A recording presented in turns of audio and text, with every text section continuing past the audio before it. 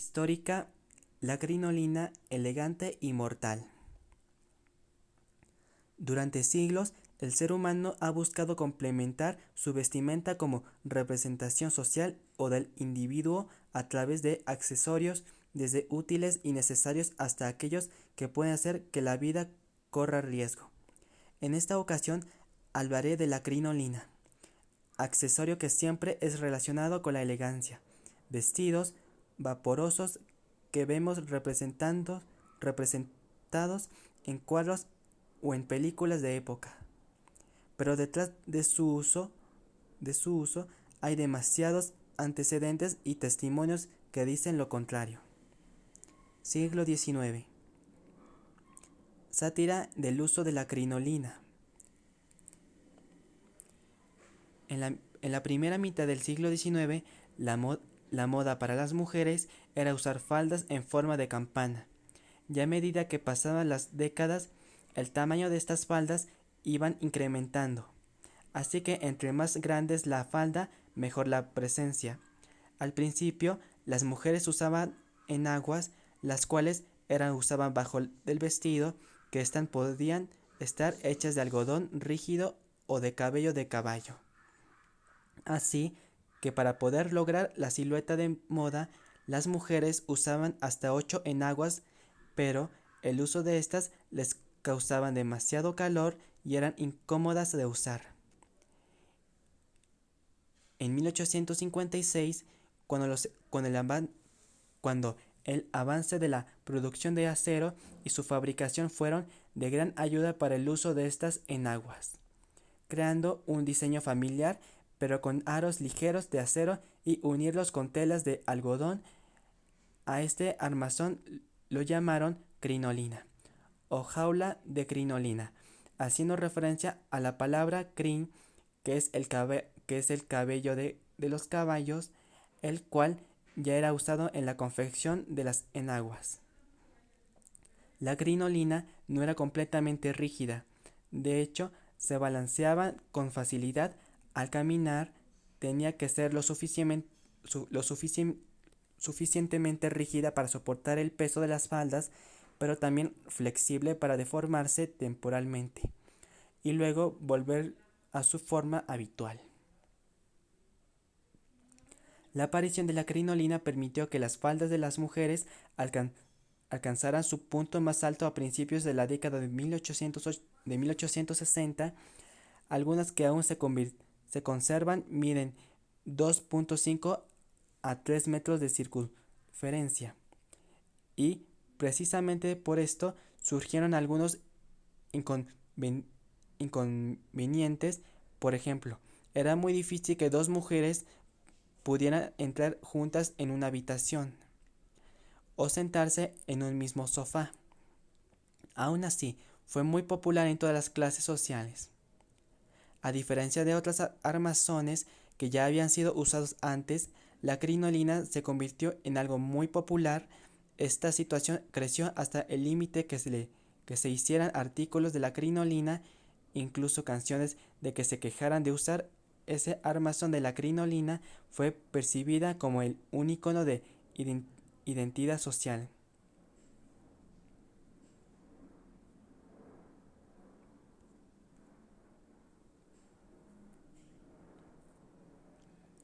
Así que era común ver caricaturas donde la verdidumbre era castigada por las damas de clase alta por usarla al igual que ellas.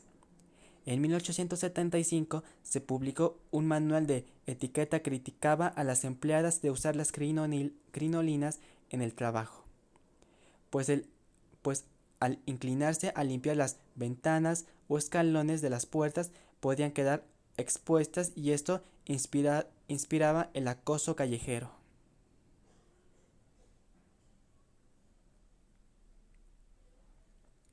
Pero del otro lado, los sirvientes vieron estas exigencias como un intento de controlar su libertad.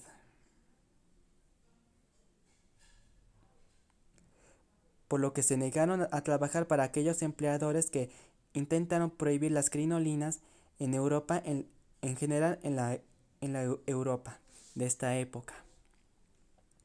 Era común que las mujeres de la clase trabajadora tuvieran al menos dos crinolinas y algunos vestidos aparte de su vestimenta cotidiana.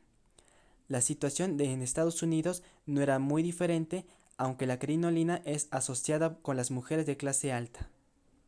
La realidad es que era usada por todas las clases sociales, y precisamente durante la Guerra de Sucesión, las mujeres sureñas escondían armas de contrabando, desobedeciendo la prohibición de Lincoln de llevar bienes a los estados confederas, confeder- confe- confederados. Incluso se dice que una mujer logró esconder en su crinolina un rollo de tela militar, varios pares de botas, latas de carne y una bolsa de café. Al igual de otras modas elaboradas y extravagantes, la crinolina fue víctima de las sátiras debido a la cantidad de tela extra que se necesitaba, como muestra algunas caricaturas de la época, donde los dibujantes las comparaban con una trampa. Entre los muchos comentarios destacaban sobre los potenciales peligros de usarla, después desde prenderse el fuego o quedar atrapadas en las ruedas de los carruajes o tranvías. Decían que no eran apropiadas para las mujeres más jóvenes, ya que debido a lo ligero y el movimiento de las crinolinas era muy fácil de quedar expuesta fácilmente, y fue justo por este motivo que fue necesario que el uso de pololos, pantalón bombacho, bombacho y blanco debajo de la falda, que resultó en una prenda discreta para ocultar la ropa interior. Se estima que entre el final de la década de 1850 y finales de 1860, en Inglaterra, cerca de 3.000 mujeres habían muerto en incendios relacionados con la crinolina. El diario The Guardian, publicada el 16 de octubre de 1861. Además de las muertes por incendios, ha habido muchas por aplastamiento bajo la rueda de los carruajes o maquinarias en espacios reducidos donde una mujer razonablemente vestida no corría peligro. Se ha dado casos de destripamiento producidas por las heridas infligidas por la rotura de aros de acero.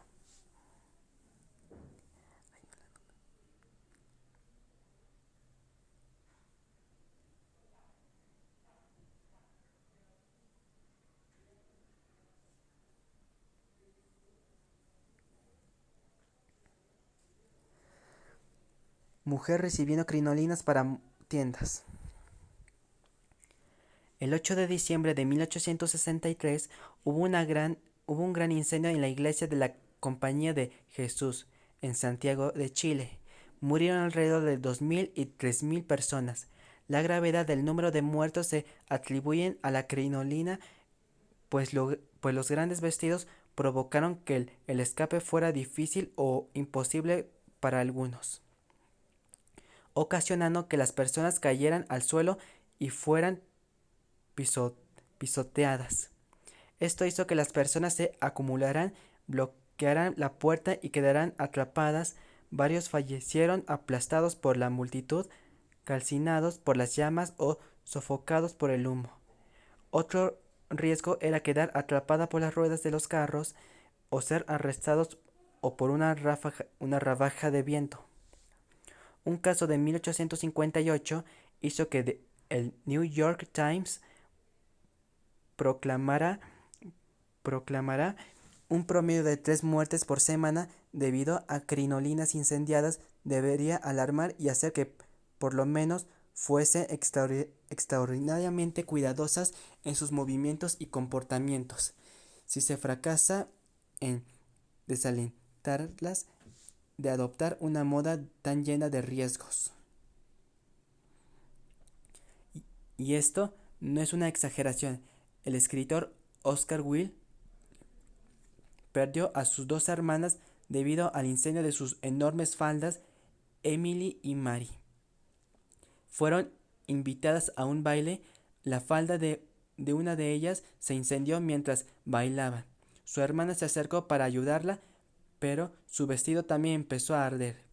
El, el anfitrión trató de cubrirlas con una capa y las empujó hasta la nieve, pero no pudo hacer nada para salvarlas.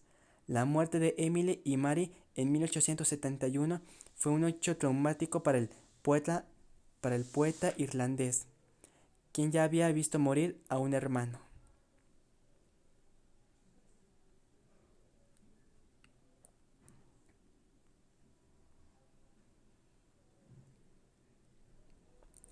Pero uno de los casos que fue muy bien documentado fue el de 9 bailarinas que murieron en el Teatro Continental de Filadelfia. El diario de The National Republican informó que la noche del 14 de septiembre de 1861 las bailarinas se preparaban para su presentación. Una de ellas se agachó para ajustar su traje muy cerca de un tubo de gas. En ese momento su falda se incendió y en cuestión de segundos las llamas también alcanzaron su ropa interior y medias. Cuando cuando las demás bailarinas se percataron, intentaron ayudarla, pero sus vestidos también se incendiaron y sufrieron terribles quemaduras. Mientras tanto, los espectadores que estaban en el teatro vieron como el espectáculo fue interrumpido por extrañas luces que salían detrás del escenario, seguido por gritos y la aparición de una joven bailarina envuelta en llamas. Finalmente, cayendo por debajo del escenario, debajo un carpintero del teatro corrió a cubrirla a un telón. Los gritos de otros bailarines se hicieron más audibles. Inicialmente, el encargado del teatro intentó calmar a la multitud, pero cuando la gravedad de la situación se hizo evidentemente, les dijo que el espectáculo no continuaría. Él evacuó el edificio. Mientras tanto había una escena horrible en la parte del vestuario del teatro. Las bailarinas que se estaba quemando corrían por el teatro saltando por las ventanas. La escena en la parte trasera del teatro, en la calle Samson, era de carácter más lastimoso y agonizante. Las chicas de ballet medio vestidas corrían de un lado a otro, y las mujeres pobres, cuyas hijas participaron en el espectáculo, gritaban sus nombres en medio de sollozos confusos y miedo. Carros y taxis fueron conducidos hacia arriba y cuando cada víctima fue colocada sobre los cojines se la llevaron y la multitud presionó y tocó sus llagas. Polizón. Y son solo algunos de los ejemplos de los muchos accidentes causados por la crinolina. Incluso se dice que la crinolina ha sido la mayor responsable de muertes peligrosas de la moda. Ya a finales del siglo XIX, la forma de la crinolina también cambió de circular a ovalada, quemando, quedando un poco aplastada por delante y dando más volumen solo en la parte de atrás. Esto fue llamado polizón y permitía mayor flexibilidad, permitiendo que las mujeres se sentaran ya que son los aros se ajustan como cuando se cierra un abanico. Siglo XX. Durante la Primera Guerra Mundial se puso de moda la crinolina que llegaba solo hasta la pantorrilla. Algunas damas se opusieron a esta moda al considerar que el largo de la falda era inadecuado. Aún así, los periodistas de moda promovieron esto como algo práctico debido a que daba libertad al caminar y moverse, ganando cierta popularidad siendo su eslogan en 1916. La guerra, la, guer, la guerra es larga, pero las faldas son cortas.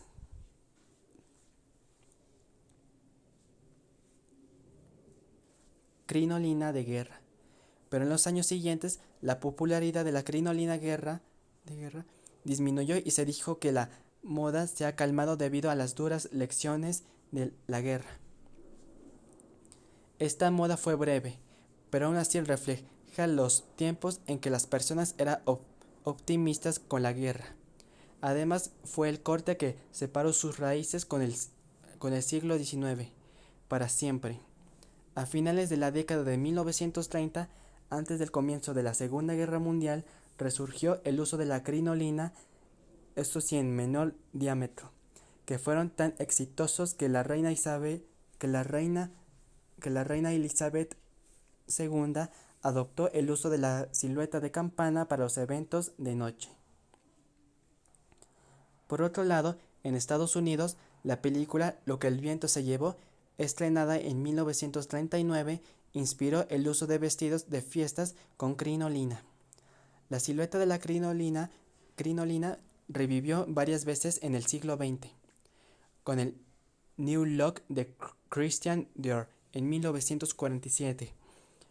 Luego, en las décadas de 1950 y 1960, se ven faldas de volantes con nylon y tul. Estas alcanzaron a ser conocidas como crinolinas a pesar de que su confección no se usaban aros como originales. Estas se usaban en bailes como de rock and roll. A finales de 1980, Vivienne Westwood diseñó el mini crini, que era una crinolina corta inspirada en el ballet, el cual influyó en el diseño de las faldas de Christian Lacroix. Este nuevo estilo fue descrito en 1989 como la unión de dos opuestos, la crinolina como la restricción de movimiento y la minifalda que representaba la liberación. Siglo XXI. Los diseñadores de finales del siglo XX y principios del siglo XXI, como John Galliano y Alexander McQueen, a menudo se ha inspirado en la crinolina para sus diseños. Después de la muerte de McQueen, su sucesora, Sarah Burton, continuó la tradición de diseñar crinolinas para la marca. Ahora, en noviembre de 2020, se publicó en la revista Vogue al primer hombre posando con vestido, específicamente con una falda de crinolina creada por la casa de moda Gucci, anunciando el rompimiento de los roles adjuntados por la sociedad, donde nuevamente este accesorio hace participación, por lo que volveremos a seguir viéndola por un rato. Harry Styles 2020.